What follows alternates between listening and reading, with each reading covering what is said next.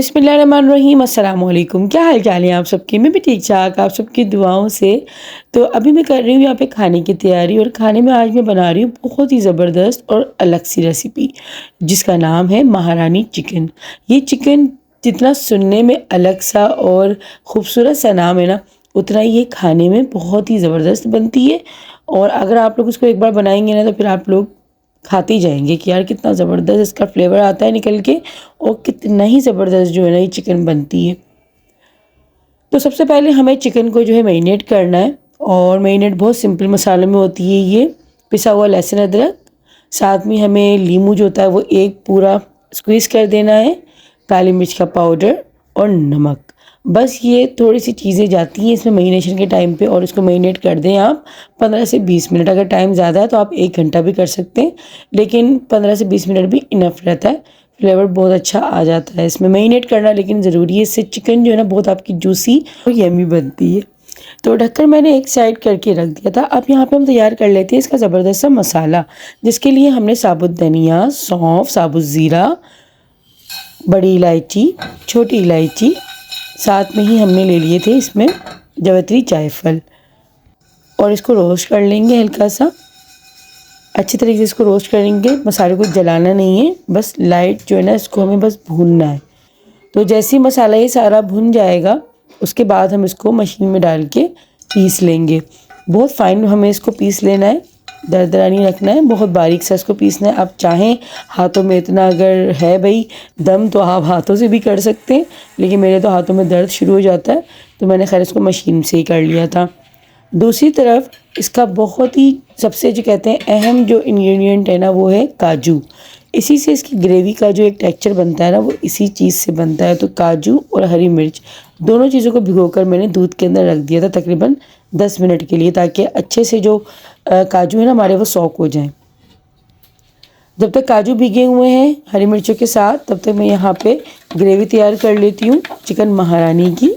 भाई महारानी साहिबा है ना, तो इन थोड़े से नखरे तो दिखाती है, लेकिन बनती बहुत अच्छी है और बहुत जल्दी बन जाती है। लेकिन जैसे आपको लग ऐसा रहा होगा कि ये 2-3 जगहों पे इस तरह बन रही है, लेकिन ये बहुत इजी रेसिपी है। मैं तो यहाँ पे मतलब रेसिपी दे रही हूँ ना आप लोगों को, तो एक एक चीज़ डिटेल में बता रही हूँ। जब आप लोग बनाने बैठेंगे ना, तो आप बोलेंगे यार तो झटपट बन गई। मतलब जो आम हम कढ़ाई वगैरह बनाते हैं उससे बहुत जल्दी बन जाती है ये। अब यहाँ पर जो है ना काजू और हरी मिर्चों को भी मैं पीस लेती हूँ और एक फ़ाइन पेस्ट बना लेती हूँ। अच्छा, दूसरी तरफ जो है ना मैंने एक बर्तन में प्याज जो होती है वो चॉप कर ली थी। तकरीबन मैंने 2 मीडियम साइज़ की प्याज ली हैं, और उनको ऑयल के अंदर लाइट ब्राउन कर रही हूँ। बहुत ज़्यादा ब्राउन नहीं करेंगे, बस ऐसा हो कि प्याज जो है ना वो सॉफ्ट हो जाएँ। तो मुझे बड़ा अच्छा लगता है नई नई डिफरेंट रेसिपीज़ जो है बनाने में। और यकीन करें कि चीज़ें वही होती हैं, बस चीज़ों को एक आध ऐड करके या चीज़ों को आगे पीछे करके जो है एक नई डिश जो होती है वो ईजाद हो जाती है। वरना जो चीज़ें हैं वही हैं, वही चिकन है, वही मसाले हैं तकरीबन, बस चीज़ों को जो है हमने थोड़े से आगे पीछे किए हैं, और बस नई रेसिपी जो है हमारी वो तैयार हो जाती है। खाना बनाना भी एक आर्ट होती है, और ये आर्ट जो है वो हर किसी को नहीं आता। मतलब बहुत से लोग इसको बहुत हल्के में ले लेते हैं कि खाना तो यूँ ही बन जाता है। खाना बेशक यूँ ही बन जाता है, लेकिन खाने को प्यार और मोहब्बत से बनाना पड़ता है। जब तक आप अपने खाने को दिल से नहीं बनाएंगे ना, तब तक जायका नहीं आएगा। तो जो लोग कहते हैं ना कि खाने में जायका कैसे लाएं, तो वही प्यार और मोहब्बत से बनाएं, जायका खुद ब खुद आएगा उसमें। नाम देखिए कितने प्यारे प्यारे रखे हुए हैं, इसीलिए तो नाम रखे, ताकि इनका फ्लेवर जो है वो उसी तरह से हम किसी इंसान को महारानी बुलाएं तो कितना उसको अच्छा लगता है ना। तो ऐसी जब आप किसी भी डिश को, मुर्गे को भले वो इस दुनिया में नहीं रही, लेकिन उसको अच्छा तो लग रहा है। खैर जी, मैं थोड़ा सा बस मजाक का आज मूड हो रहा था। अच्छा जी, जो हमने फ़ाइन मसाला पीस लिया था ना, वो मैंने ऐड कर दिया था चिकन को अच्छी तरह से भूनने के बाद। सिंपल मैंने देखें प्याज को जो ना चॉप की हुई वो मैंने वो डाला था। लाइट ब्राउन करने के बाद मैंने उसमें चिकन डाली, चिकन को अच्छी तरीके से भूना, और लहसुन अदरक क्योंकि ऑलरेडी इसमें मिक्स था तो मैंने उसमें नहीं डाला।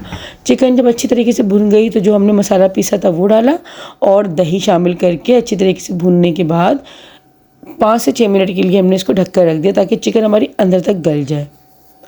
अब चिकन जो है जब गल गई, तो उसके बाद मैंने शामिल कर दिया इसमें जो काजू और हरी मिर्ची जो पीस के हमने एक पेस्ट बनाया था वो हमने शामिल कर दिया। और अब इसकी भुनाई होनी है, और लास्ट में जो है ना बिल्कुल आखिर में इसमें क्रीम जाएगी। जैसे इसमें क्रीम ऐड होगी ना तो ये खुद ही अपना फिर रोगन, जैसे कि हांडी में होता है ना, जब हम हांडी में क्रीम ऐड करते हैं और लास्ट में फ्लेम हम बिल्कुल लाइट कर देते हैं तो ख़ुद ब खुद ही जो है वो साइडों में रोगन आना स्टार्ट हो जाता है। अच्छा, थोड़ा सा पानी भी ऐड कर दूँगी ताकि मसाले और चिकन जो है ना वो जल ना जाए। तो बस बिल्कुल आखिर में जो है हम फ्रेश क्रीम इसमें इस्तेमाल करेंगे और जैसे हम क्रीम इस्तेमाल करेंगे थोड़ा सा इसको भूनेंगे तो देखिएगा साइडों में इसके रोगन आना स्टार्ट हो जाएगा। तो बस जैसे ही रोगन आना स्टार्ट हो तो आप समझ जाएं कि हमारी चिकन महारानी जो है ना वो बस अपनी इख्तिताम पर पहुंच चुकी है। तो बस इसकी भुनाई होती रहेगी। चिकन जो हमारी बहुत अच्छे से गल गई है और यहाँ पे देखिए अब साइडों में रोगन ये आना इसका स्टार्ट हो चुका है और लास्ट में हम इसके ऊपर जो है हरा धनिया खूब सारा डाल देंगे ताकि इसका फ्लेवर और इसकी प्रेजेंटेशन दोनों बहुत ही ज़बरदस्त लगे। अगर रेस्टोरेंट में जाके आप ये डिश मांगेंगे ना बहुत महंगी मिलती है, घर में ये ढेर सारी खूब सारी बन जाती है। ख़ुद भी खाएँ, अपनी फैमिली को भी खिलाएँ, इंजॉय करें और दुआओं में याद रखें। तो इस रेसिपी को ज़रूर ट्राई कीजिएगा। चपाती के साथ या तंदूर की रोटी के साथ, आप दोनों चीज़ों के साथ खाएंगे आपको बहुत अच्छी लगेगी। क्योंकि हमारे घर में ना मैं चपाती खा रही होती हूँ शौक़ से और जो मेरी फैमिली मतलब बच्चे हस्बैंड जो है ना वो तंदूर की रोटी को खाते हैं ऐसी डिशेस के साथ। अच्छा, इस महारानी ने ना मुझे आज रुलाया बहुत, क्योंकि मैं जब ये रेसिपी बना रही थी ना मुझे ज़ुकाम इतना शदीद हुआ था कि ना चाहते हुए मेरी आंखों से इतना पानी निकला है ना कि मैं रोते रोते ही खाना मैंने पकाया था। तो इस रेसिपी को आप लोग को ज़रूर ट्राई करना है और मुझे ज़रूर बताना है कि आप लोग कैसी लगी। आपको दिखा रही हूँ रूमा थेरापी बानो हाइड्रेटिंग हेयर मिस्ट। और ये जो हेयर मिस्ट है ना, ये सरों में पसीना आता है और पसीना आने की वजह से बालों में जो ना स्मेल आने लग जाती है। तो उनके लिए ये हेयर मिस्ट है।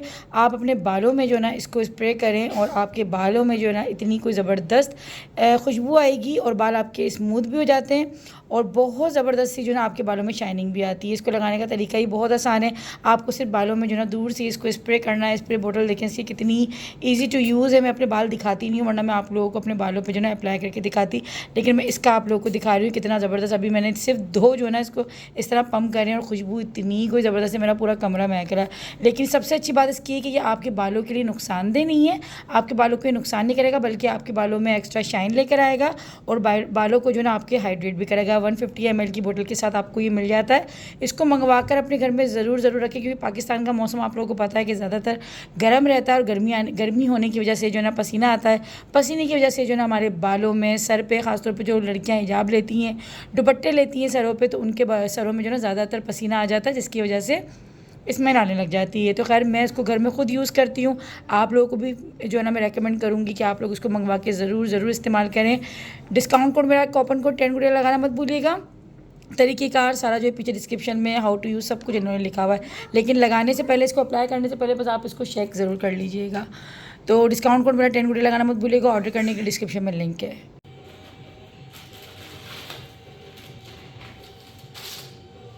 अच्छा ना, मुझे अपने घर की या सबके घरों की मुझे आदत बहुत अच्छी लगती है। मेरे घर में तो खैर ये होता है, आप लोगों के साथ ऐसा है या फिर नहीं मुझे कमेंट सेक्शन में बताइएगा कि बच्चों को कोई चीज़ मिलती है या हस्बैंड को उनके दोस्त वगैरह के यहाँ से मतलब कुछ भी आता है ना तो उसको ओपन मैं ही कर रही होती हूँ।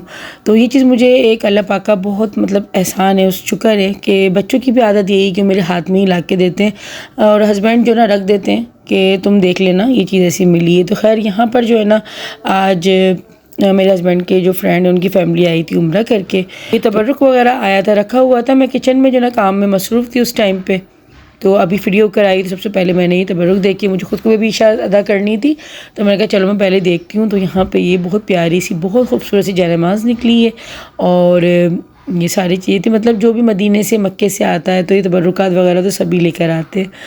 तो बस अल्लाह पाक जब भी बस इस तरह की मैं देख रही होती हूँ ना चीज़ को तो बस दिल करता है कि उड़ के मैं फिर से चली जाऊँ। अल्लाह पाक का पता नहीं फिर दोबारा कब बुलाएगा, लेकिन बस वो दिन जो मेरी ज़िंदगी के जो थे ना, जो मैंने वहाँ गुजारे थे, मुझे अब तक ऐसे ही लगता है कि बचपन से लेकर जब तक मैं मतलब इस दुनिया में आई हूँ, मुझे तो बस यही लगता है कि वही दिन बस मैंने जिए हैं अपने, जब मैं उम्रे पे थी। और अब यहाँ पर तो ये लगता है कि बस यहाँ पे तो काम और बस ज़िंदगी गुजार रहे हैं। बाकी असल मज़ा जो था ना इबादतों का, ज़िंदगी का, वो वाकई सच में वहीं पर आता था।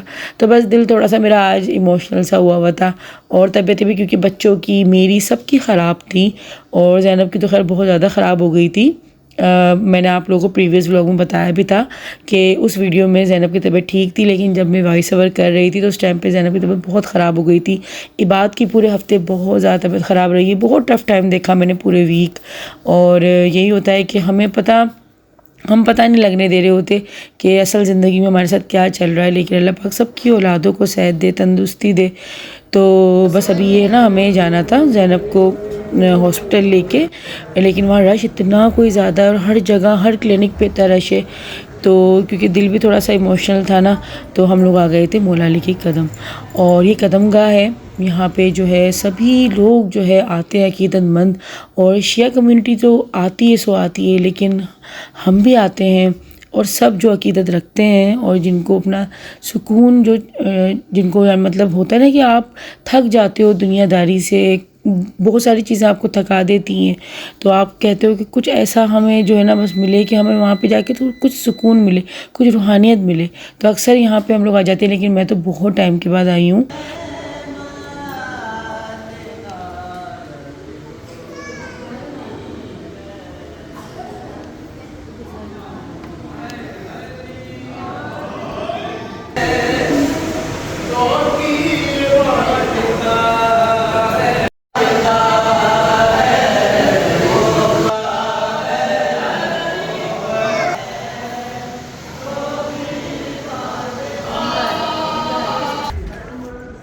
तो बस यहाँ पे ज़ियारत वगैरह करी और बस अब मैं आ गई थी बाहर, क्योंकि इसको दवाई दिलाने जाना था ज़ैनब को।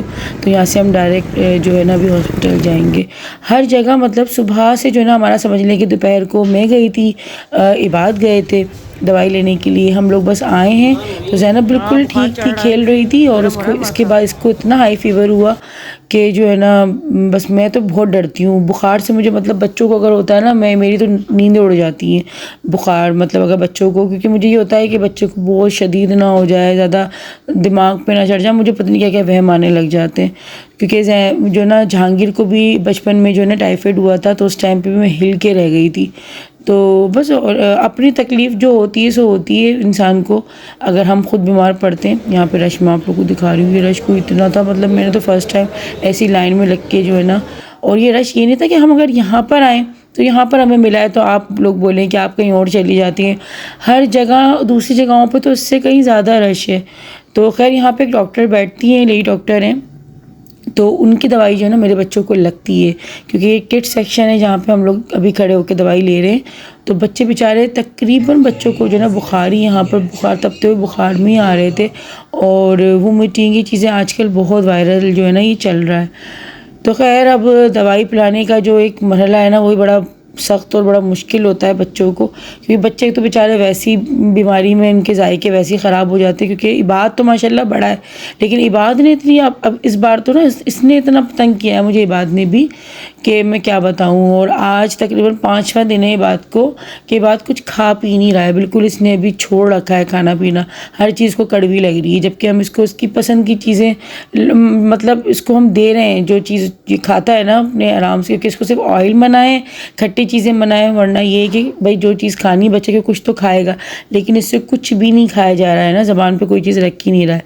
तो खैर ज़ैनब की एंटीबायोटिक लगी और इबाद भी एंटीबायोटिक खा रहा है। मेरी जो है वो नॉर्मल दवाई है, लेकिन मेरी दवाइयों का जो है ना मसला ये है कि जब मैं खाती हूँ तो मुझे फिर नींद बहुत आती है। छोटे बच्चों के साथ या बच्चे अगर ख़ुद बीमार हो तो माँ फिर कैसे सो सकती है, तो फिर सर मेरा और ज़्यादा भारी हो जाता है। तो हस्बैंड क्योंकि इसीलिए कह रहे थे कि खाना जो है वो घर में नहीं बनाओ, मैं बाहर से ले आऊँगा, लेकिन तबीयत क्योंकि सबकी ख़राब है, तो मैंने कहा नहीं घर में ही बना लेती हूँ। इसीलिए मैंने चिकन महारानी बनाई और बहुत जल्दी मतलब बन गई थी वो। फिर रेसिपी देना थोड़ा सा मुश्किल लग रहा था मुझे, लेकिन आप लोगों के लिए इतना प्यार तो आप लोगों से मैं करती हूँ कि इतना कर सकती हूँ। तो खैर बस यही है ज़िंदगी का नाम, और इसी चीज़ को जो है हम ज़िंदगी कहते हैं कि अपनी तकलीफ़ को भुलाकर जो है ना हम बस वो करते हुए। देखें यहाँ पे दवाई में इसको एंटीबायोटिक जैसे मैंने दी ना, इसने फ़ौरन वोमिटिंग कर दी। एंटीबायोटिक इसीलिए जो है ना मुझे बहुत मतलब मुझे पसंद नहीं है बच्चों के लिए, क्योंकि तो कड़वी बहुत होती है, जायका इसका इतना बस जायका होता है कि बच्चा ना घबरा जाता है। खैर दवाइयाँ बस इसको जो सस्पेंशंस वगैरह थे वो दिए और फिर मैंने कहा थोड़ा सा इसकी खेल ले, तो उसके बाबा भी इसको खिला रहे थे। माशाल्लाह अल्लाह पाक बस सबकी बेटियों के बाप को जो है ना सलामत रखे। मैं सच बताऊं, जब से ज़ैनब हुई है ना, मेरे हस्बैंड वैसे बच्चों से बहुत मोहब्बत करते हैं, मतलब वो क्या होता है ना एक बच्चों से जो घुल मिल जाना, खेलना बच्चों के साथ, लेकिन ज़ैनब के बाद जो है ना एक अलग ही इनकी अलग ही दोनों बाप बेटी की बॉन्डिंग है। अच्छा यहाँ पर ना ज़ैनब का बाकी मूड भी अच्छा हो गया था, लेकिन फ़ीवर इसको बहुत हाई हुआ था। अच्छा आप लोगों को ज़ैनब समेत तमाम बच्चों को याद रखना है, जो बच्चे बीमार हैं, और इबाद को भी आप लोग दुआ में रखिएगा। मेरे बच्चों के साथ सबके बच्चों को अपनी दुआ में रखिए, अपना बहुत बहुत ख्याल रखिएगा, क्योंकि बड़े बच्चे सब बीमार पड़ रहे हैं आजकल के मौसम को देखकर। अल्लाह हाफिज़, अपना बहुत बहुत ख्याल रखिएगा।